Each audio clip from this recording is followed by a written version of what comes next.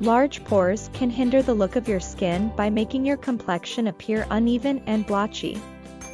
Unfortunately, this skin problem is also a gateway to other problems like acne and blackheads, especially for those with an oily skin type. Larger open pores are usually caused by excess sebum, dirt, and bacteria. However, some at-home treatments might help in reducing enlarged pores. There is 3-step solution: cleansing, mask, toner.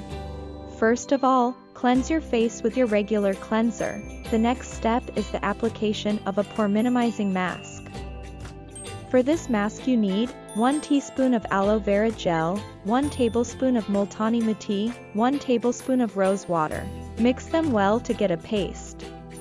Apply this mask to your face and leave it for 10 minutes. Rinse your face with water.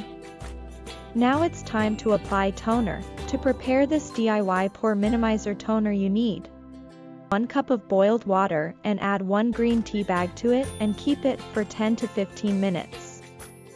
Now transfer this toner into a spray bottle once it cools down. Spray on your face and in the end, apply aloe vera gel as a moisturizer. Repeat these steps daily for about a week, and you will see visible results after a week.